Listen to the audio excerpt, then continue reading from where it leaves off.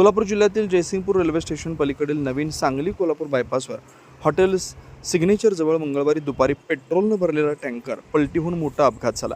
या दुर्घटनेत लाखो रुपयांचं नुकसान झालं। सुदैवानं कोणतीही जीवितहानी झाली नाही।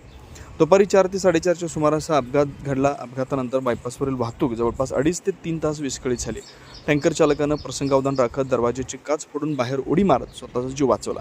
घटनेची माहिती मिळताच जयसिंगपूर पोलीस महामार्ग पोलीस तसेच अग्निशमन दलानं तातडीनं घटनास्थळी धाव घेतली।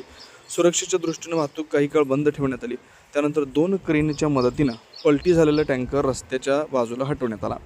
प्राथमिक माहितीनुसार ओव्हरटेक करताना चालकाच्या वाहनावरील ताबा सुटल्यानं टँकर रस्त्यालगतच्या चरी जाऊन पलटी झाल्याचं सांगितलं जात आहे। मात्र स्थानिक नागरिकांनी या अपघाताबाबत वेगळाच दावा केला। काही प्रत्यक्षदर्शींनी अपघातापूर्वी संबंधित टँकर घटनास्थळाजवळील एका पत्र्याच्या शेडमध्ये बाहेर पडताना पाहिल्याचं सांगितलं।